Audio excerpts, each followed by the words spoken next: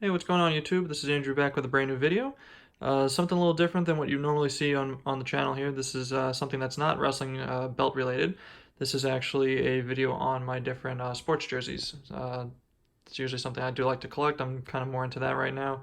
Kind of out of the wrestling game as far as belts and just the product in general. So figured, just share off, some of my jerseys, in case you're interested in the quality and things like that. If you're interested in actually making purchases, anything like that coming up. These are, with the exception of two, these are all authentic jerseys, similar, the same as you'd get from the on-field jerseys. So figure I'll just share these with you guys right now. So this first one here is a Tennessee Titans jersey. They're actually my favorite football team. So the only jersey I think I have of them currently. This is something that does not fit me, but I'll show you in a second. But this is a 2000, I think 1999 to 2001 Puma branded jersey, as that's what the Titans were using on the field up until Reebok got the exclusivity, I think in 2001 or 2002. So everything here is pretty much exactly as the players would wear. It's all stitched. Got unlike the replicas of the time, you actually have the NFL shield. This is a size 50, which is extremely big, but the only reason I bought it was because I think I paid about $60 on eBay for it, probably 7, 8 years ago, and it's been sitting in a closet ever since. You can see like the numbers, they're double stitched, but they were wrinkled. So I'm still debating on if I want to get this tailored to actually be more of a proper size for me, or if I just want to sell it and try grabbing something else, because there are a lot of like game issue jerseys that were not worn on the field for really cheap on eBay, and I'm thinking of just getting maybe one of those. And there's a few with no names on the back, so I might just customize it. But just show you a little bit of the detail here. So these are all, I think, like a nylon spandex and the mesh. But you can see the Puma logos stitched on, and then the Titans emblem again is all stitched. You can see. I think I'll show you from the back. You can see the stitching there. And this is a Javon Curse. So he wore number 90 back when he was playing. Again, double stitch letters. The Titans branding here is actually also stitched on like a nameplate style versus just being directly into the jersey. And you can see the Puma tag at the bottom, size 50. I'm more of a natural 40. Depending on the jersey, I can fit into a 44. I'm like in between medium and a large. So if I can get it tailored to fit that, I can live with the wrinkled letters, but I'm sorry, not letters, numbers. But otherwise, I'll try and see if I can sell this and get something else. So you can see the curse on the nameplate in the back, along with the number 90. The length isn't bad. It's way too wide, especially under the sleeves. So this material actually here is a kind of a stretchy elastic. So not sure how easily a tailor can, I guess, take it apart to take it, the whole thing in like 6 inches or so. But we'll see. I'll look into that because considering how cheap I got the jersey for, I mean, it wouldn't be bad to spend like another $20, $30 getting it tailored. So we'll see. So all right, that's it for football. That's the only one I have at least currently with me. So on to baseball, and these are all Mets jerseys, as I am a New Yorker, so I am a fan of the Mets my whole life. So these are just a few of the jerseys I've collected over the last couple of years, because I'm more into hats, at least back then. So I have a lot of hats also, but I'm more into the jerseys now. So this one here I got, I think, in 2016 when the Mets were celebrating 30 years of the '86 championship team. So this was a Free Shirt Friday stadium giveaway. So it just has, it's mesh, it's all screen printed. It just has the Mets wording with the '86 there, and this is in the style of the jersey that they wore back then. It's got it was Dunkin' Donuts sponsored, so you see their branding there, and it's got the racing stripes and the pinstripes itself with the 25th anniversary of the team that they were wearing that patch during the season. And then on the other side, it's just an '86 with no name or anything like that. I missed out on the '69 championship jersey giveaway that they did this year. I wasn't able to get to that game, but it was a cool looking jersey. Maybe one day I'll come across one. Next one, this is also again a stadium giveaway. This was a home Michael Conforto, so they gave this away against the Cubs last year. This is also on a Free Shirt Friday. Both of these jerseys are actually they're extra larges, so I don't wear them because it looks like pretty much like I'm wearing like a dress on myself. So it doesn't make sense, but it's something to have. I might put these up on eBay because it seems like there's always a demand for these type of giveaway items. So you can see the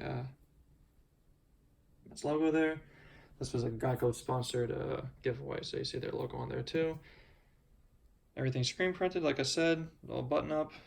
The E doesn't really match up from both sides, but what do you expect for something like this?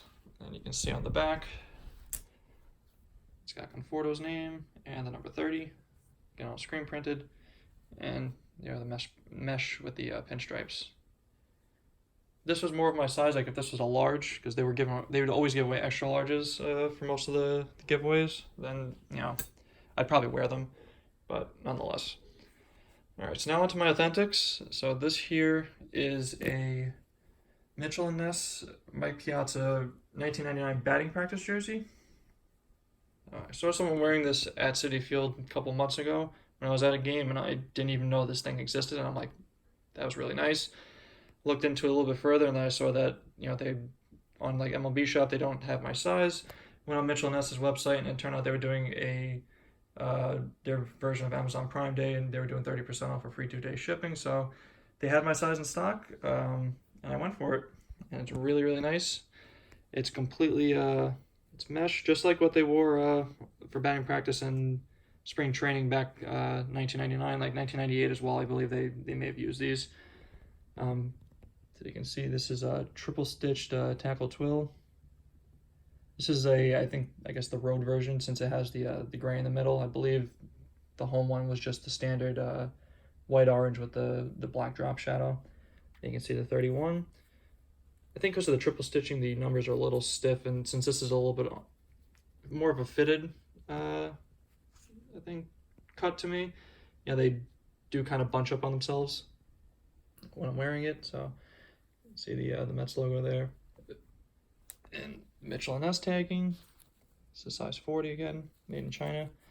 The batting practice jerseys that Mitchell and Ness puts out, they're actually on the shorter cut, like probably that's how they were back then, and then they're a little on the wide side. So for me, a 40 actually fits. Normally, I think a 44 would have been better, but I did try one of those on, and it just looked too wide. So let me show you the back here.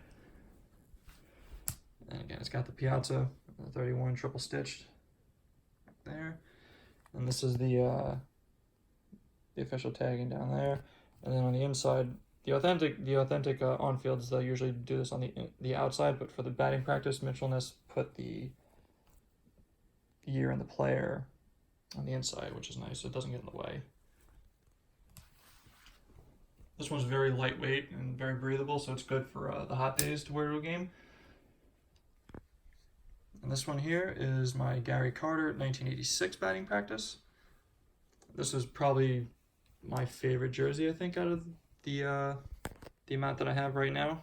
As far as overall quality and fit, it's just nice. It's very actually thick mesh, so it's not as breathable. So on a hot, humid game, on a day that's like that, it's probably not the best. Even without a shirt underneath, I still sweat a lot. You can see the Mitchell Ness tagging again. This is also size 40. I tried this one on at a 44 because I got this one after the Piazza. Unsure of how sizing would be on the pullovers, and it just was way too baggy. So I was stuck with the 40, and it fits great. So this is the Mets wording. This is double stitched. This is the orange and white. Single number 8, and the Cooperstown Collection tagging at the bottom. This has the elastic neckband and the sleeves, which I think is really cool. And then on the back, just the plain number 8 for Gary Carter. No name. Again, that's also double stitched. It's my favorite jersey at this point. I just got it about a month ago. I won into 3 games. The Mets have won all 3. And unfortunately, I did not wear it last night, and they got destroyed. So I might have to bring this one back out for the next game I go to next month. And this is more for my current ones now, the remaining 3. This is a cool base home alternate jersey. This is actually a 2015 version because it does have one. It's cool base, which they stopped using in 2015, and this also has the Mr. Met logo, which the current flex base version has the normal Mets emblem on it.